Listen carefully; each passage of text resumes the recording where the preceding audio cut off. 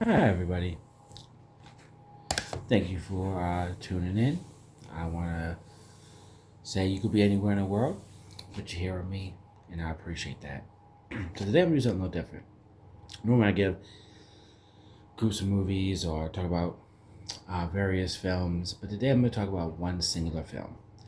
Why I love it, why it's so amazing, and just give not a review. I don't like to review art, critique art, because no matter how bad a film is, somebody took the time, the effort, the love to make it. And I just feel that talking badly about it, poorly about it, you never know what went on, what happened, but more to celebrate it. This is a celebration. This is a celebratory post talking about a film that I think is amazing. For me, a 10 out of 10. If I had to, rank it, and that film is Barbarian. That got this today.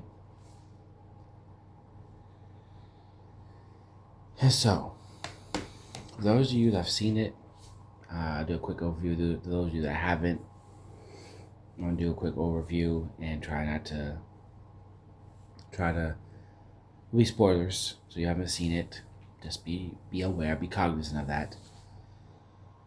So we start off with this young lady. She's in Detroit for sort of a convention. What was it? No, yeah, sort of a convention or something. And what was a job interview? Yeah, job. She's in a job interview. And so she's staying at this Airbnb. She goes to the Airbnb and somebody's already there. And somebody, Bill Skarsgård, Pennywise himself. And what made this, and from right from the beginning, and this made this movie so great. You're uneasy. Because he says, hey, listen, I booked this Airbnb. She's like, well, yeah, I booked it too, though. And so you're like, okay, somebody lying? Is this, what's going on? So you go from there.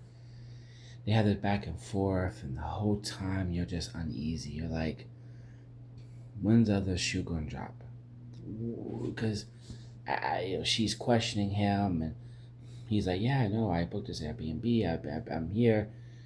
He shows it to her. She shows him, her reservation, and they're kind of like, okay, this is strange, but fair enough. And he's just being a perfect gentleman. He's like, oh, don't worry. Um, Please, okay, it's been raining. You're all wet. Go ahead, go get change. Um, while she's getting changed and getting herself together, she like takes a picture of his ID. He goes and he like has a bottle of wine, and he's like, "Listen, I didn't want to open the wine without you here because I wanted you to see me open it. I wanted you to be comfortable." And have they kind of get themselves together. He offers to wash the sheets. He's like, hey, I'll wash the blankets, the sheets, the bedding. You can sleep on the bed. I'll take the couch.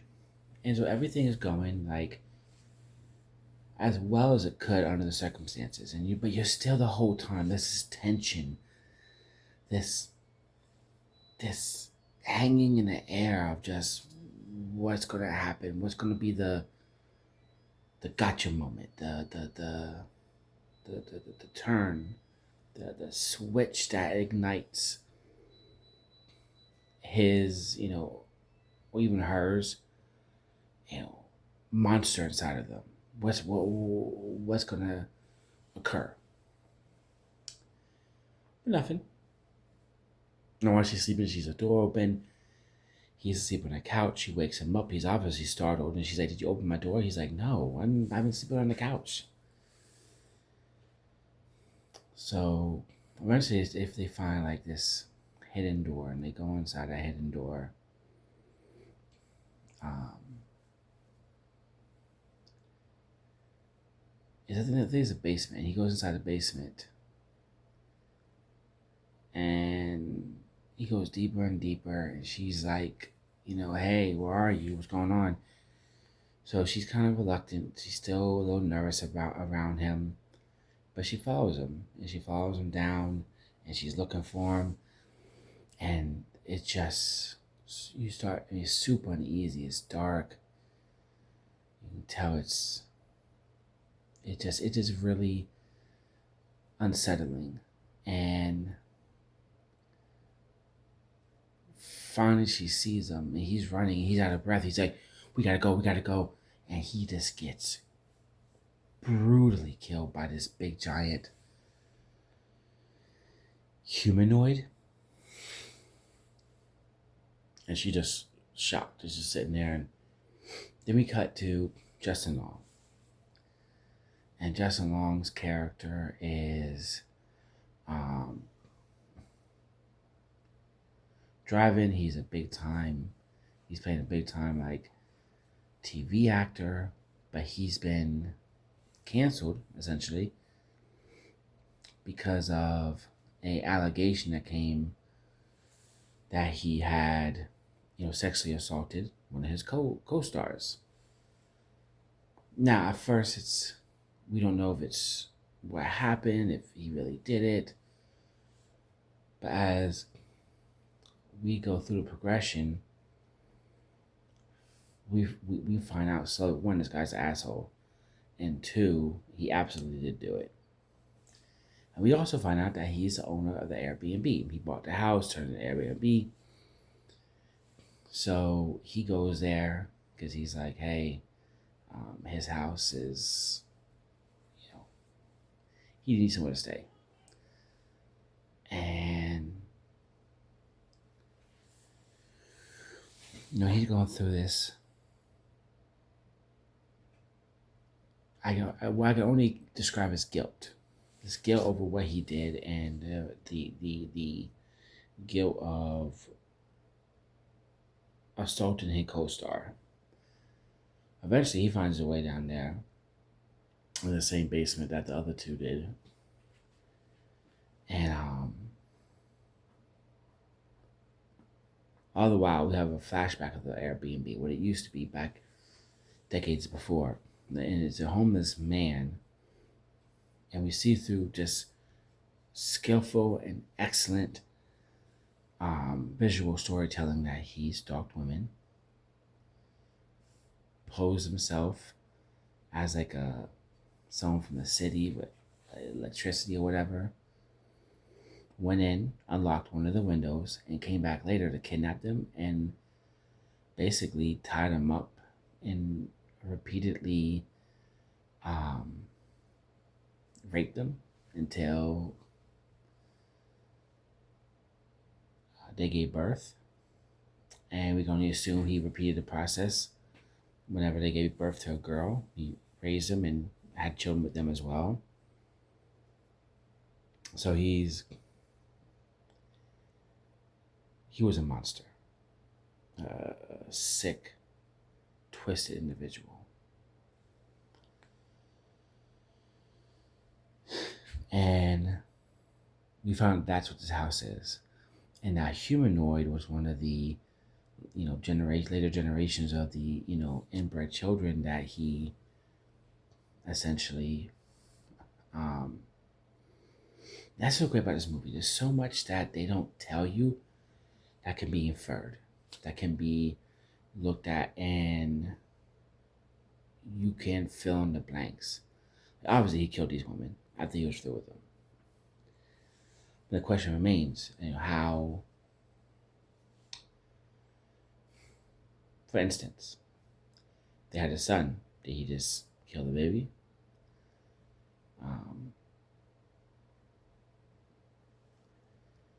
Did he wait for them to have a daughter and then raise the daughter up and abuse her too?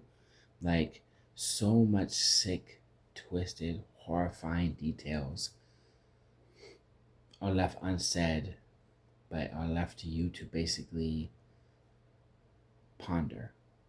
And anyway, so we fast forward to the present. We go back to the present. Justin Long goes down there, and like I said, Bill Skarsgård character is dead. The girl's still alive. And it turns out the humanoid um, is treating her like a baby. Right? She feeds her through a bottle.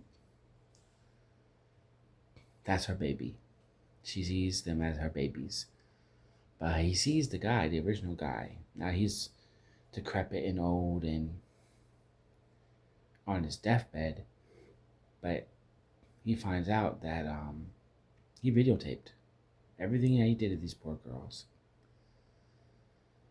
And in a act far overdue, he shoots him and kills him with a gun that he finds on like the dresser.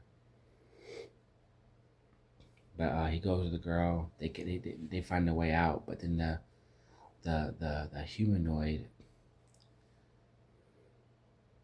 the girl, chases them.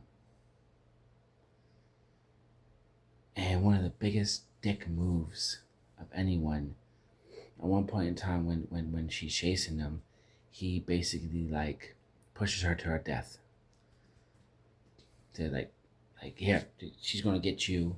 I'm gonna sacrifice you so I can save myself.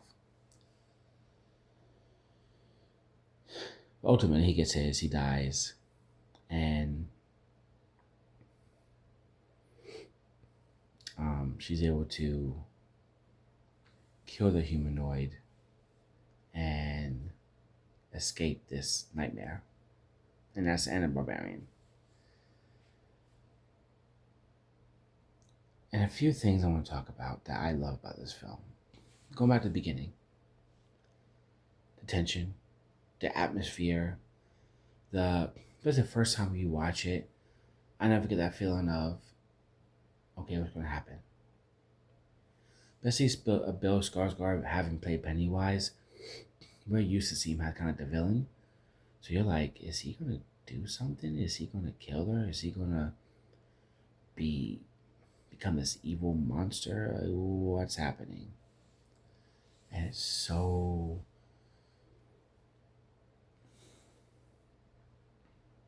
well made, it's so well shot, and so well executed. And then you have the dialogue between them. It's so organic, and yet it's so careful. Now you can tell he's trying to be and present himself as being as unintimidating as possible. He's trying to be respectful. He's trying to respect boundaries. He's trying to do everything he can to show that he's not a threat. And a woman, very understandably so, be sharing this house with a complete strange man, she's apprehensive. She's very wary of, and concerned about the situation she's been put in. And just to see them play off each other and eventually almost have friendly, respectful dialogue. And I think that was really awesome.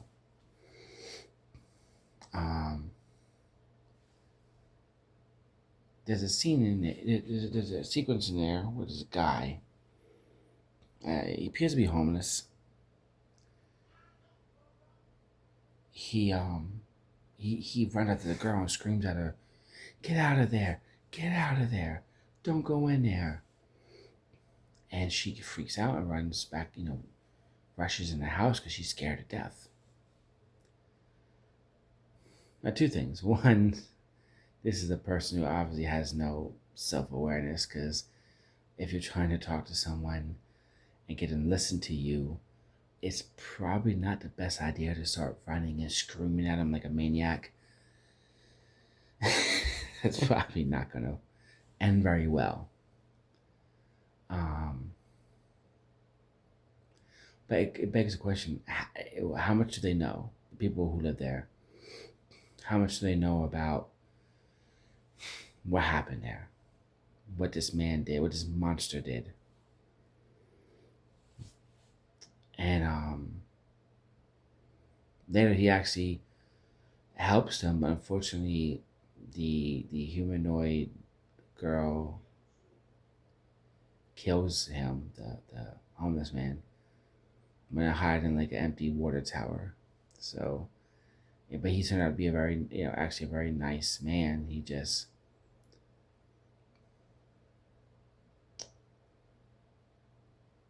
wrong place, wrong time, unfortunately. And then we go to Justin Long character, who is a complete piece of shit, who has the inability to take responsibility for his actions, has the inability to be self-aware, has the inability to have a genuine, sorry or apology or anything. This is just a scumbag guy. And Justin Long plays him so well. He plays an asshole so incredibly well. Um, it's really awesome to see a guy who had played a bunch of beloved characters. And it's typically like the funny, kind of, I don't want to say innocent, but the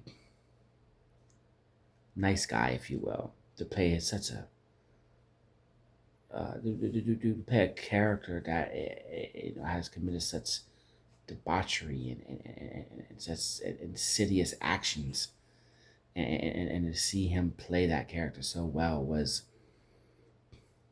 at least in my memory, I can't remember Justin Long playing a character like that before. Maybe he did, but I don't remember one. But he plays it very well. Justin Long is an excellent at that character. But I love what he did with the character. I love how he played it. I love how he played as the biggest piece of human filth and vile, and how he just played a victim, and which a lot of people who would do such horrendous things typically do. They play the victim. They play like there's something wrong, like something bad happened to them. And that brings the title Barbarian, and what is truly a barbarian. And a lot of people have said it's the girl, but the inbred girl. I don't think so. I think the barbarian is Justin Long. I think the barbarian is the guy who kidnapped those girls and brutally assaulted them. To me, they're the barbarians. The inside is quite nice. Disc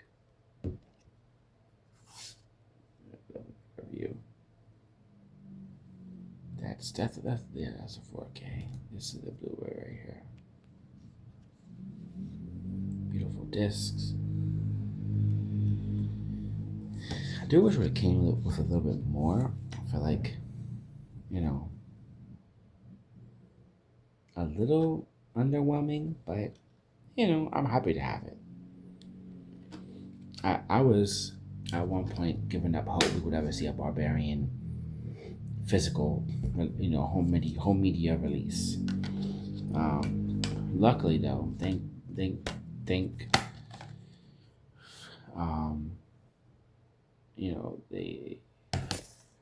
the stars that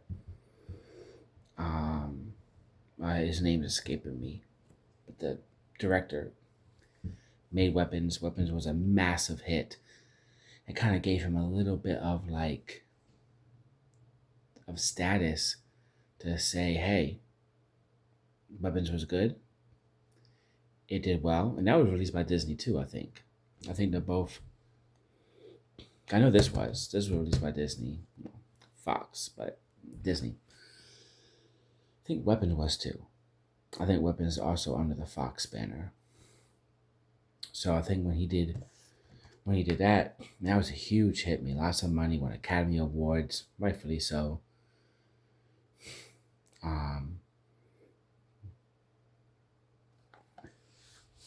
he had the ability to say, "Hey, release Barbarian," and it did. And it's Disney. Um, I don't expect much from them. Their home media releases are have always been pathetic, and have always been they've always shortchanged their customers and their fans, which is a shame because they're here because of us, the fans. But this is one of my favorite films. I I love this film. You know, I'm not the guy that rates movies, but I would give this an easy 10 out of 10. This is the classic film. You know, weapons. If I had to rate weapons, I'd maybe give like an 8, maybe an 8.5. I really liked it. I didn't love it, but well,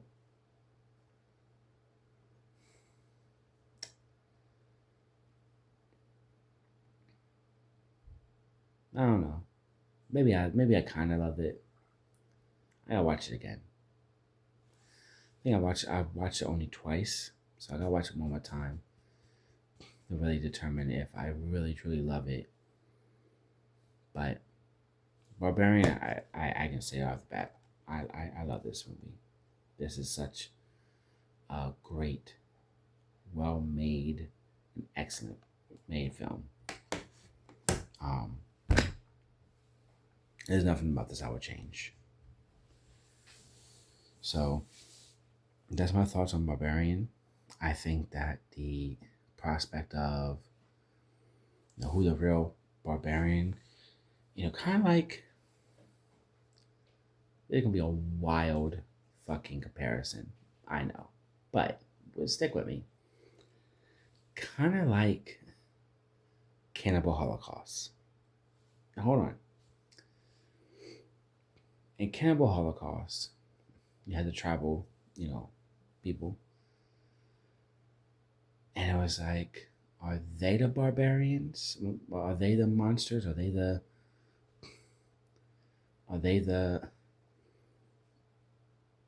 bad ones, or is it the Westerners who came in and defiled their land and defiled their traditions and gratuitously killed animals, sexually assaulted the women?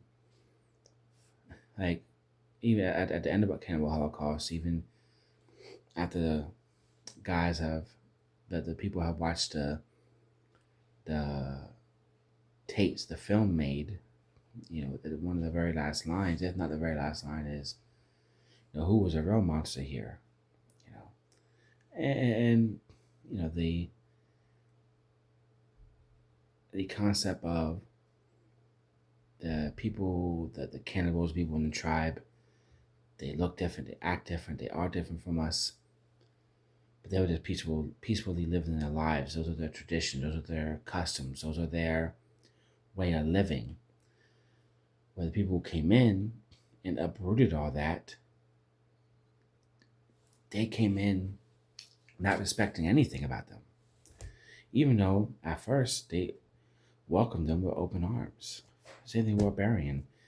Easy to look at the, inbred humanoid girl and say, "Oh, that's who the title is talking about. She's the barbarian," but the real barbarian were the men. Justin Long's character for raping his co-star, the guy who started all this, the dad who kidnapped, raped, and then not only raped the women but raped his own children. He's a barbarian. Like, that's what this movie's about. What makes a barbarian? And what's funny is the juxtaposition of it is you have Bill Skarsgård character who's a perfect gentleman who is a good, well-to-do guy, and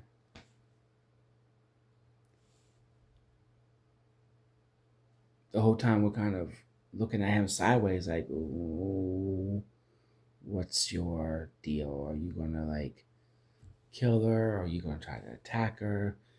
When he was just a real honest, the nice guy. You look at Justin Long, and he's this famous actor, and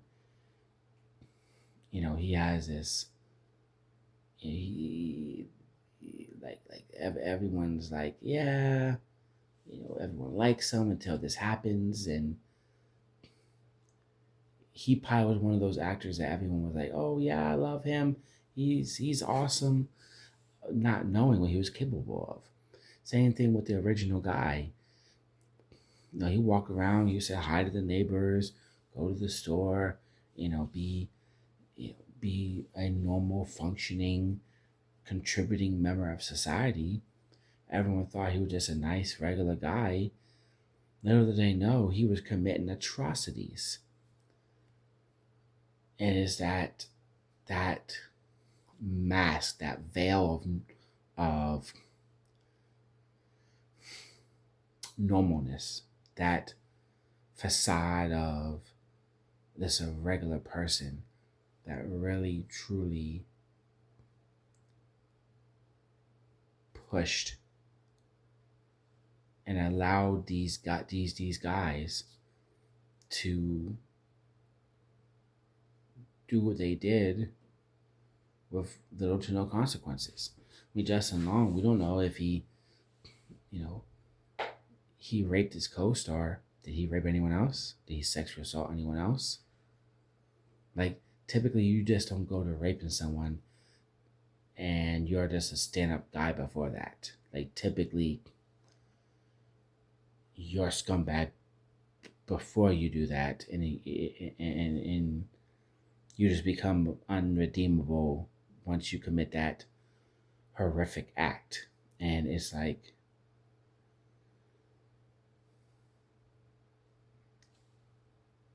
that's what makes this movie so good, is you have these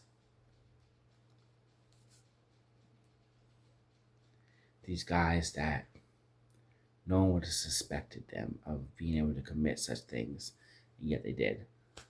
And it's just the way it's shot, the way it's done is amazing, and it's truly